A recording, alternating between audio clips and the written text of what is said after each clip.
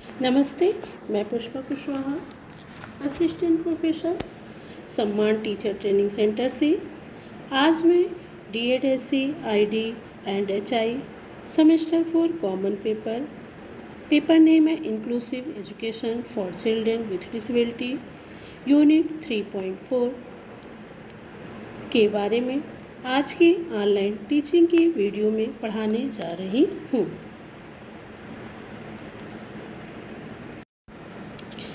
जिसका टॉपिक है दिव्यांग के लिए सतत और व्यापक मूल्यांकन, continuous and comprehensive evaluation in disability के बारे में आज हम लोग जानेंगे एवं चर्चा करेंगे। देखिए, हम लोगों ने यूनिट 3.3 में पढ़ा था curricular adaptation, use of technology, TLM and educational ads.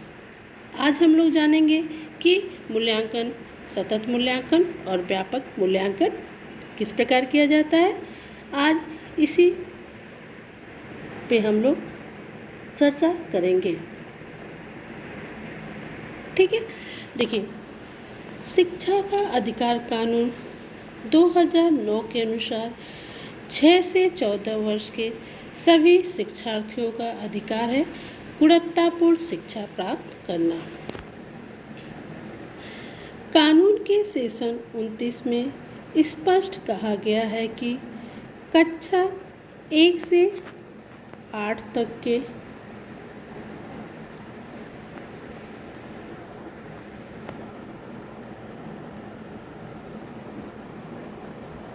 कक्षाओं के लिए पाठ्यक्रम बनाते समय ध्यान रखा जाए कि पाठ्यक्रम शिक्षार्थी का सर्वांगीण विकास करने वाला हो। स्कूल और कक्षाओं में पढ़ाने के तरीके शिक्षार्थियों की अंतर्निहित क्षमताओं को उभारे और उनमें अपना ज्ञान निर्माण स्वयं करने की क्षमता विकसित हो। शिक्षार्थियों ने जो सीखा है उसका मूल्यांकन उनके पढ़ने के दौरान लगातार होता रहे और उन्हें परीक्षा का भय नहीं लगे।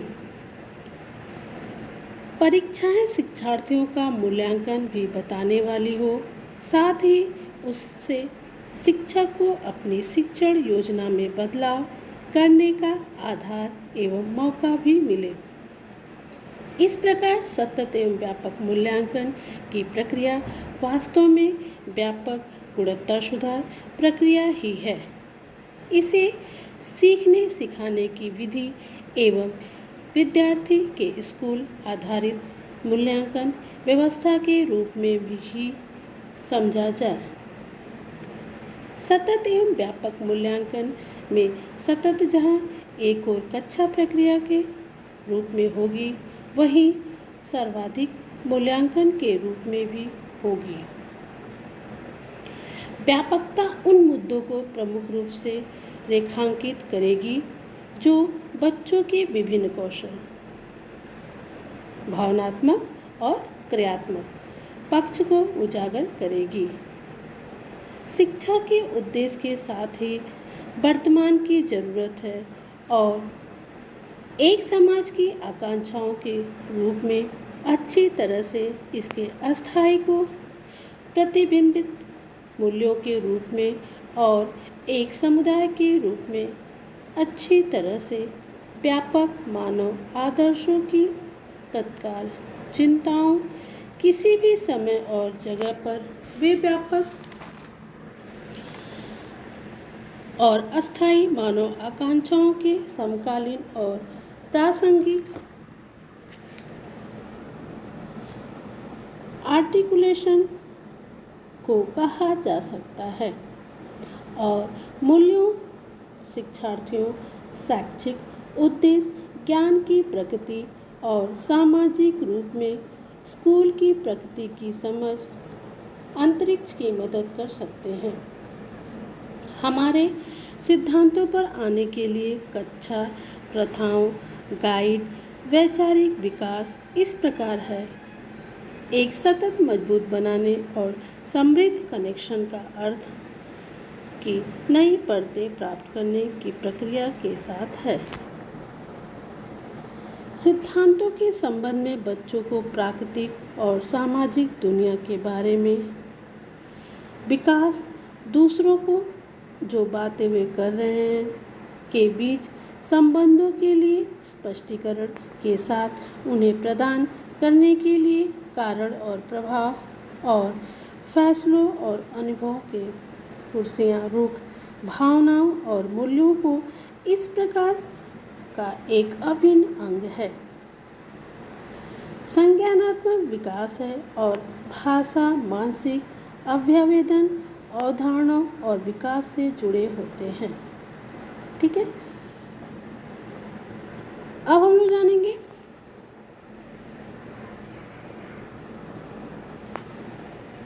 सतत एवं व्यापक मूल्यांकन क्या है।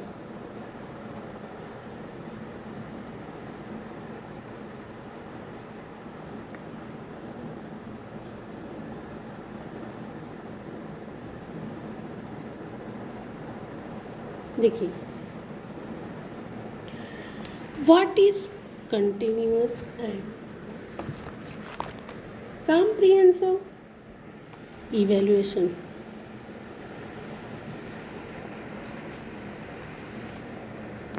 देखिए, सतत एवं व्यापक मूल्यांकन विद्यालय के विद्यार्थियों के मूल्यांकन एक नियमित एवं समग्र प्रणाली है जिसमें विद्यार्थी के विकास के समस्त अधिगम में भाषाओं को शामिल किया जाता है। इसके अंतर्गत भाषाओं के विकास और विकास के विभिन्न पहलुओं की पहचान की जाती है।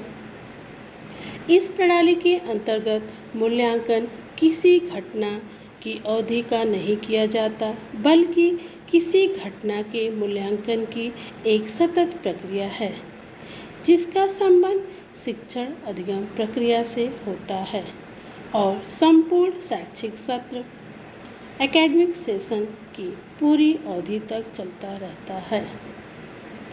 इसका तात्पर्य है कि इसके अंतर्गत मुख्य रूप से मूल्यांकन की नियमितता, इकाई परीक्षण की आवृत्ति या पुनरावृत्ति, सीखने के अंतराल का निदान, सुधारात्मक उपायों का प्रयोग और स्वयं के आत्ममूल्यांकन हेतु शिक्षकों और विद्यार्थियों के लिए प्रत्यक्ष प्रमाण की प्रक्रिया आदि पहलुओं पर जोर दिया जाता है।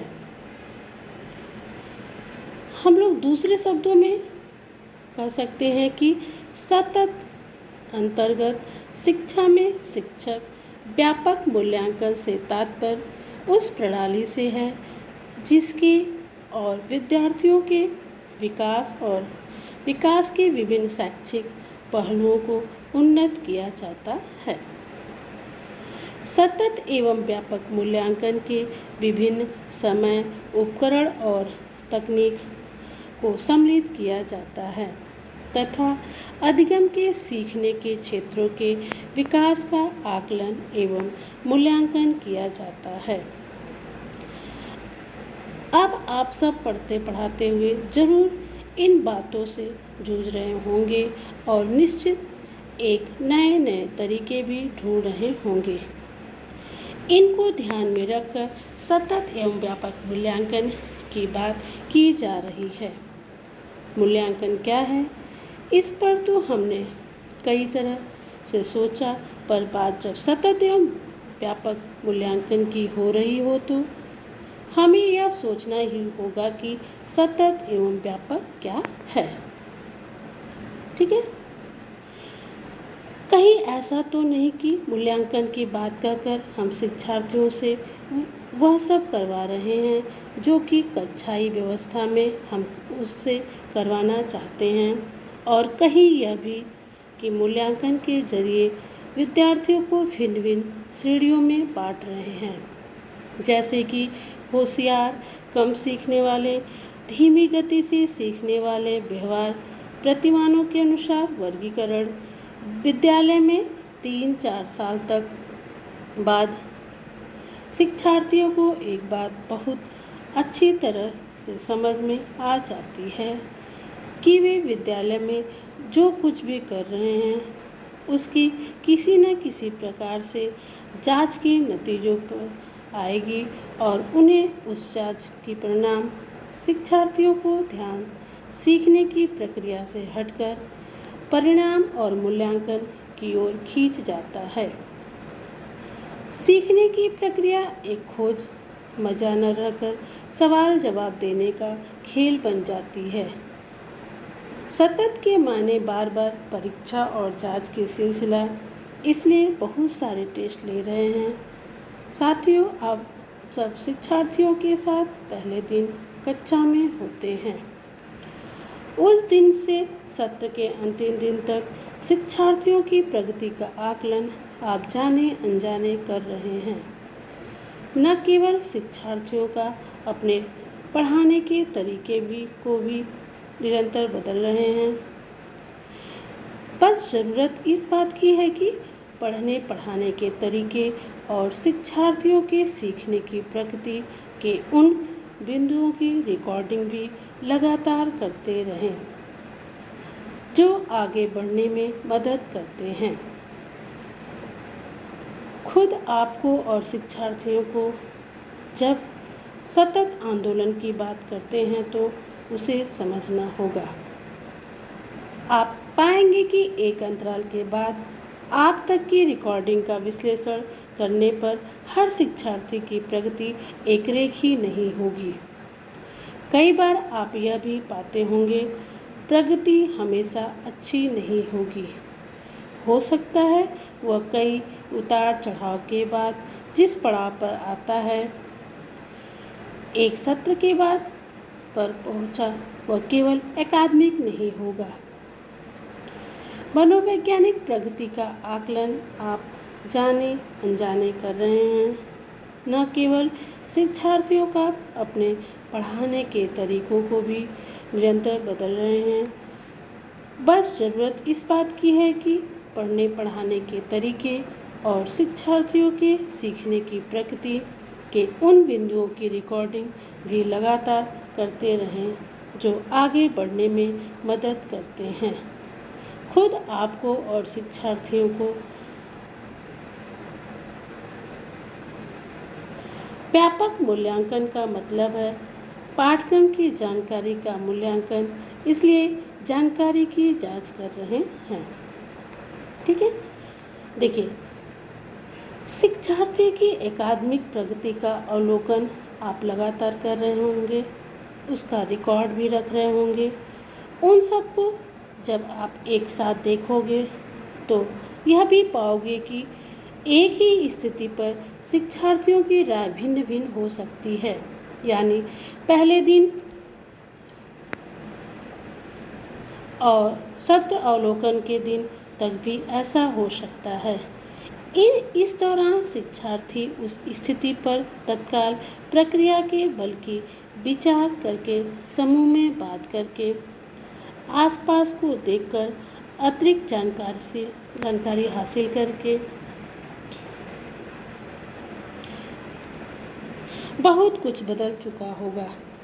बात जब भाषा शिक्षा की हो तो यह और जटिल प्रक्रिया बन जाती है, क्योंकि भाषा पढ़ने पढ़ाने की बात उठते ही हम कौशल सुनना, बोलना, पढ़ना, लिखना की बात करने लगते हैं। कुछ इस तरह जैसे यह कोई शब्दों, पदों या फिर वाक्यों का ऐसा समूह मात्र है जिसके हर वर्ड, अक्षर, शब्द, पद या वाक्यों के कुछ बने बनाए फार्मूले हैं और उन नियमों को जानते ही हम भाषा के दाता बन जाएंगे। इससे पहले हमें भाषा में मूल्यांकन क्या है इसे समझ लेना होगा। ठीक है, अब हम लोग जानेंगे सतत एवं व्यापक मूल्यांकन CCE का अर्थ। Meaning of continuous and comprehensive evaluation. देखिए क्या है, सतत एवं व्यापक मूल्यांकन को संक्षिप्त में CCE के नाम से जाना जाता है। सतत एवं व्यापक मूल्यांकन दो शब्दों सतत और व्यापक या समग्र शब्दों से मिलकर बना है, जिसमें सतत से तात्पर्य निरंतरता या नियमितता और व्यापक से तात्पर्य पाठ्यक्रम और सह पाठ्यक्रम योजना में अधिगमकर्ता के समग्र या संपूर्ण मूल्यांकन करने की प्रक्रिया से है। सतत एवं व्यापक मूल्यांकन के अर्थ को और अधिक निम्नलिखित रूप से समझा जा सकता है।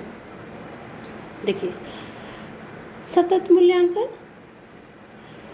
विद्यालय स्तर पर मूल्यांकन के प्रयोजनों में से एक मुख्य प्रयोजन शैक्षिक विषयों में शिक्षार्थियों की उपलब्धि में सुधार करना और विद्यालय शिक्षा के उद्देश्यों के अनुरूप उसमें सही आदतों और अभिवृत्तियों का विकास करना है। शैक्षिक मूल्यांकन की विद्यालय में एक महत्वपूर्ण भूमिका है। यह अनुदेशात्मक कार्यक्रम का महत्वपूर्ण अंतरंग भाग है। यह ऐसी महत्वपूर्ण सूचनाएं उपलब्ध कराता है जो विभिन्न शैक्षिक निर्णयों के लिए एक आधार प्रदान करती है। शैक्षिक मूल्यांकन में मुख्य बल विद्यार्थी और उसकी अधिगम प्रगति पर दिया जाता है। पाया गया है और वह किस प्रकार प्रगति कर रहा है, यह जानकारी शिक्षक द्वारा प्रभावी शिक्षण और विद्यार्थी द्वारा प्रभावी अधिगम का मूलभूत तत्व है। इसके अतिरिक्त शिक्षा की राष्ट्रीय नीति दस्तावेज में भी इस बात पर बल दिया गया कि विद्यालय स्तर पर मूल्यांकन रचनात्मक अथवा विकासशील होना चाहिए, क्योंकि इस स्तर पर विद्यार्थी अधिगम की विकासात्मक अवस्था में होता है। चूँकि शिक्षार्थी इस समय स्वयं विकास को रचनात्मक अवस्था में होता है, इसलिए अधिगम के सुधार पक्ष पर जोर दिया जाना चाहिए। हम किसी विद्यार्थी द्वारा अनुदेशात्मक उद्देश्यों की प्राप्ति के वर्तमान स्तर और उसकी प्रगति का कैसे पता लगा सकते हैं? अनुदेशात्मक उद्देश्यों के सतत मूल्यांकन द्वारा उद्देश्यों की प्राप्ति के वर्तमान स्तर तथा प्रगति की दिशा पर का पता लगाया जा सकता है। यदि अध्यापक से यह अपेक्षा की वह अधिगम अनुभव में सुधार करने के लिए अध्यापन विधियों में वांछनीय परिवर्तन करे तो उसके लिए सतत मूल्यांकन अनिवार्य होगा। अनुदेशात्मक उद्देश्यों के संदर्भ में विद्यार्थी की प्रगति का निर्धारण करने की दृष्टि से उनकी अनुक्रिया का रिकॉर्ड रखना महत्वपूर्ण व उपयोगी होगा। ठीक है, अब हम लोग जानेंगे व्यापक मूल्यांकन। क्या है व्यापक मूल्यांकन? देखिए, शिक्षा लक्ष्य निर्देशित होती है और शिक्षण निष्पत्तियों की जांच प्राप्ति के रूप में की जा सकती है। प्रत्येक शैक्षिक कार्यक्रम का लक्ष्य विद्यार्थी के व्यक्तित्व का समग्र विकास करना होना चाहिए। इसलिए विद्यालय में दिए जाने वाले शिक्षण संबंधित अनुभवों में से उपेक्षित लक्ष्यों की प्राप्ति में सहायता मिलनी चाहिए। किसी भी शिक्षक अथवा शैक्षिक योजनाकार को किसी शैक्षिक कार्यक्रम के लिए उपयुक्त विषय वस्तु और संगत शैक्षिक अनुभव का निर्णय लेते समय शैक्षिक और गैर शैक्षिक निष्पत्तियों को उस कार्यक्रम के उपेक्षित व्यवहार के रूप में बताना चाहिए। शैक्षिक तथा गैर शैक्षिक क्षेत्र वह वांछित व्यवहार जिसका संबंध अध्ययन विषयों के ज्ञान अवबोध तथा किसी अनभिज्ञ अवस्थिति में उन्हें उपयोग करने संबंधित योग्यता से है। शैक्षिक क्षेत्र से संबंधित कहा गया है ऐसा व्यवहार जिसका संबंध विद्यार्थी की अभिवृत्तियों, रुचियों, व्यक्तिक और सामाजिक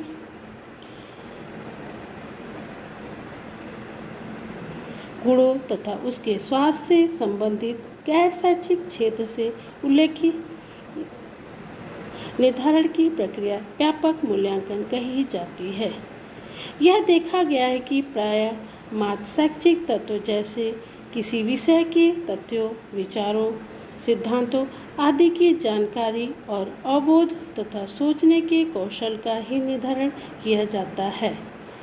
गैर शैक्षिक तत्वों को या तो मूल्यांकन प्रक्रिया से बिल्कुल निकाल दिया जाता है या उन पर पर्याप्त ध्यान नहीं दिया जाता। मूल्यांकन को व्यापक मूल्यांकन देने के लिए शैक्षिक व गैर शैक्षिक दोनों क्षेत्रों को उचित महत्व देना चाहिए। विकास के गैर शैक्षिक पक्ष के निर्धारण संबंधित साधारण और व्यवस्थित तरीकों को व्यापक मूल्यांकन स्कीम में अनिवार्य शामिल किया जाना चाहिए।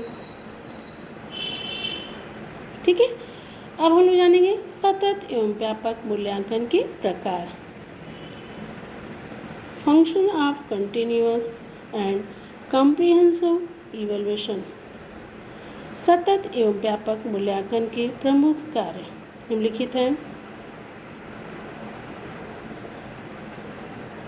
सतत एवं व्यापक मूल्यांकन देखिए, नंबर 1, सतत मूल्यांकन के विद्यार्थी की प्रगति की सीमा और स्तर के निर्धारण में नियमित सहायता मिलती है। नंबर 2, सतत मूल्यांकन के से कमजोरियों का निदान किया जा सकता है और इसकी सहायता से शिक्षक प्रत्येक अलग अलग विद्यार्थियों की शक्ति, कमजोरियों और उसकी आवश्यकता का पता लगा सकता है। इससे शिक्षक को तत्कालिक प्रतिपुष्टि प्राप्त होती है, जो इसके आधार पर यह निर्णय करता है कि क्या किसी इकाई विशेष के विषय की पूरी कक्षा में पुनः शिक्षण किया जाए अथवा क्या कुछ विद्यार्थियों को उपचारित अनुदेश दिए जाने चाहिए। नंबर 3 है, इससे शिक्षक को प्रभावी शिक्षा कार्यनीति तैयार करने में सहायता मिलती है। नंबर 4 है, सतत और व्यापक मूल्यांकन अभिक्षमता और अभिरुचि के क्षेत्रों को सुनिश्चित करता है। इससे अभिवृत्ति चरित्र मुख्य प्रारूप के स्वरूप में परिवर्तन का पता लगाने में सहायता मिलती है। नंबर 5, इससे भविष्य के लिए अध्ययन क्षेत्रों, पाठ्यक्रम और व्यवसाय के चयन के संबंध में निर्णय लेने में सहायता मिलती है। नंबर 6 है, यह शैक्षिक और गैर शैक्षिक क्षेत्रों में विद्यार्थी की प्रगति सूचना संबंधित रिपोर्ट उपलब्ध कराता है और इस प्रकार शिक्षार्थी की भावी सफलता का अनुमान लगाने में सहायता मिलती है। ठीक है, अब हम लोग जानेंगे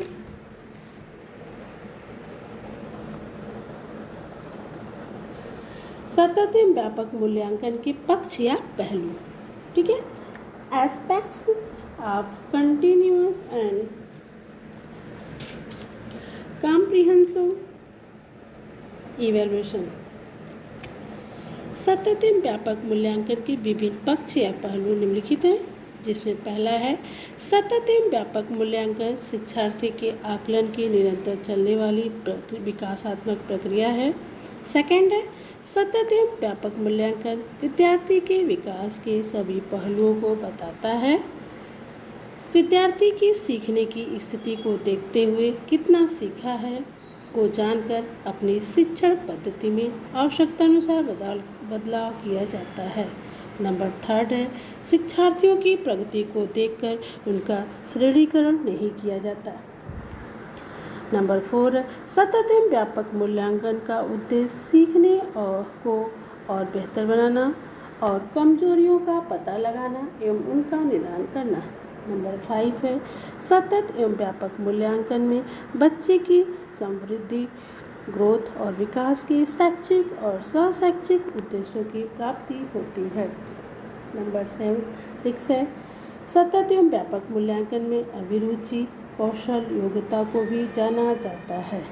नंबर 7 है, सतत एवं व्यापक मूल्यांकन में विद्यार्थी की तुलना उसकी अपनी पिछली स्थिति से की जाती है।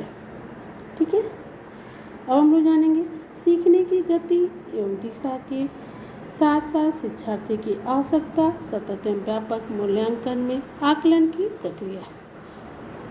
Process of assessment in continuous and comprehensive evaluation CCE, जिसमें नंबर 1 है, विद्यालय शिक्षा की बात हो या विद्यालय से बाहर की सीखने सिखाने की प्रक्रिया हर समय नितांत अकेली नहीं होती।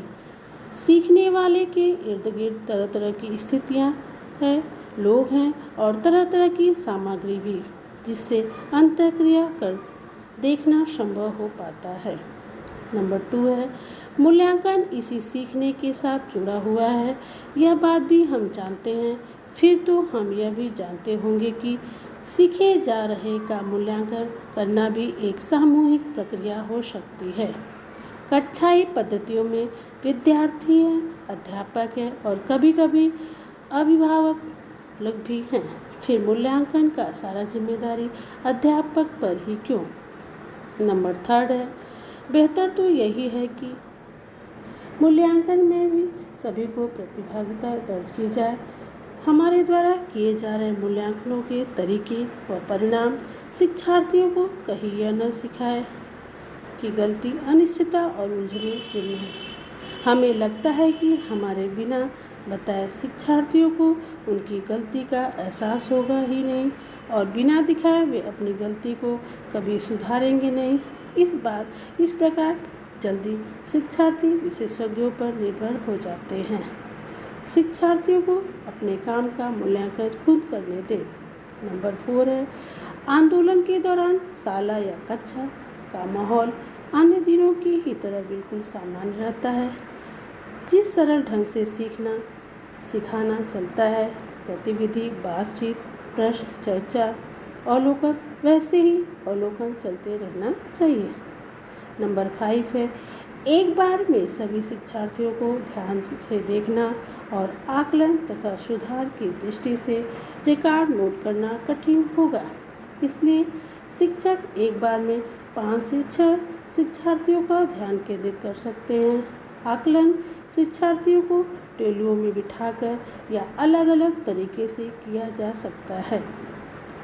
आकलन रिकॉर्ड करने के लिए प्रत्येक कक्षा के लिए शिक्षक एक आकलन रजिस्टर बनाएं, जिसमें कम से कम हर पन्ना शिक्षार्थी के लिए हो। यह रजिस्टर हमेशा शाला में रहे, जिससे शिक्षार्थियों के माता पिता चाहे शिक्षार्थियों की प्रगति देख पाएं। नंबर 6 है हर शिक्षार्थी का रिकॉर्ड नोट करें, जिसकी टिप्पणियाँ स्पष्ट, सटीक और विश्लेषणात्मक हो और शिक्षार्थियों को सिखाने के प्रयासों के लिए उनका उपयोग हो सके।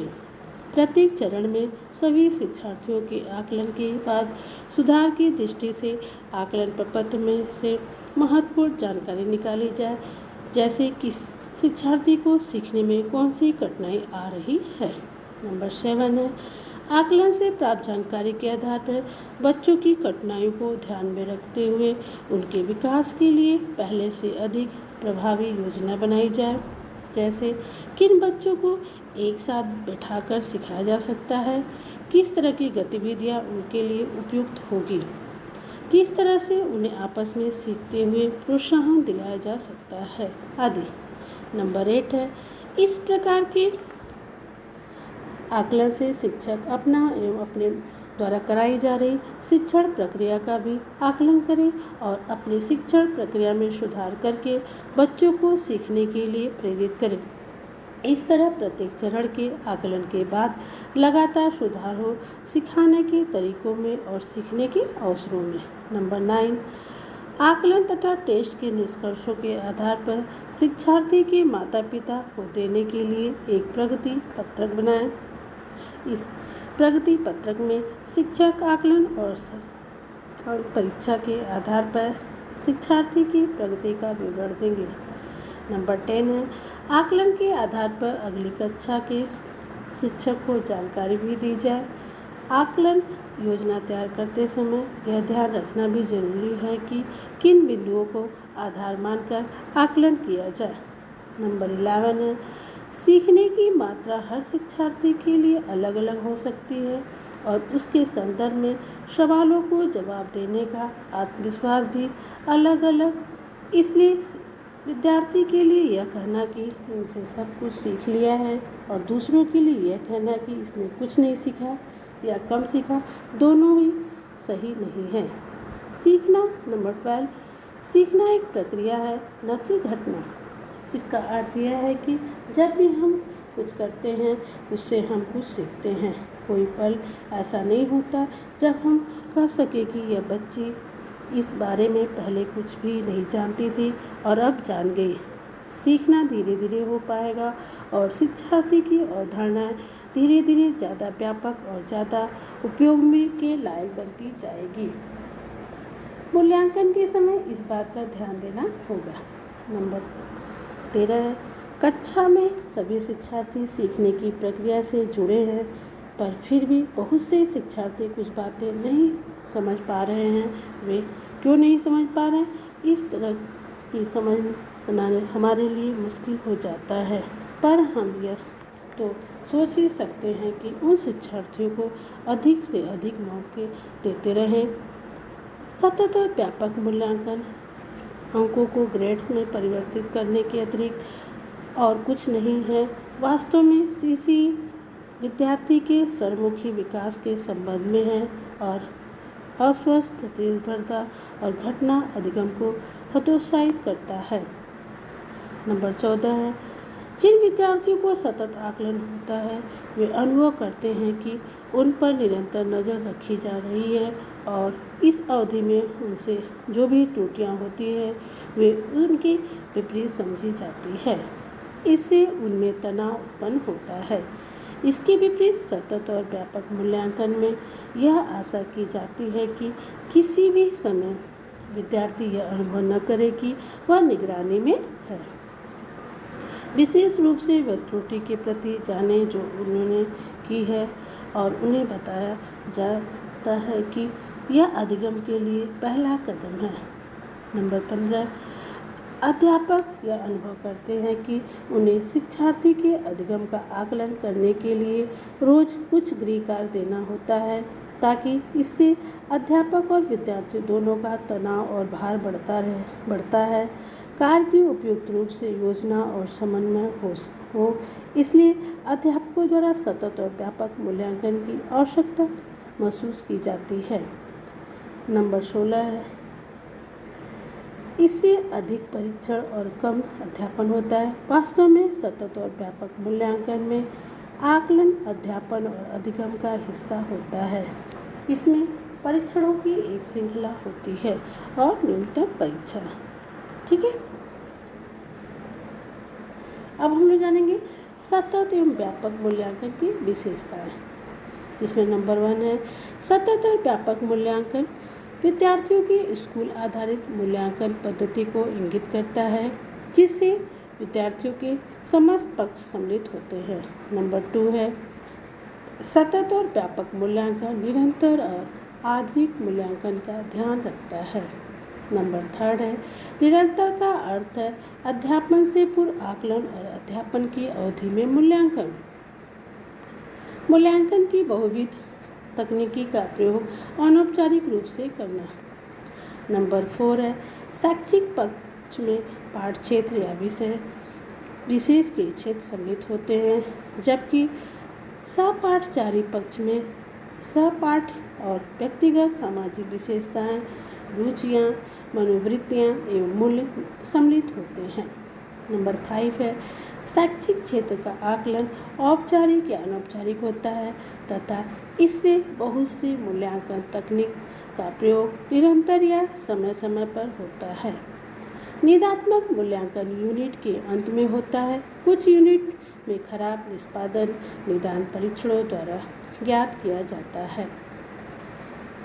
नंबर 6 है, सहपाठचारी क्षेत्रों का आकलन निर्दिष्ट कसौटियों के आधार पर और व्यक्तिगत सामाजिक विशेषताओं का आकलन मनोवैज्ञानिक परीक्षणों द्वारा किया जाता है।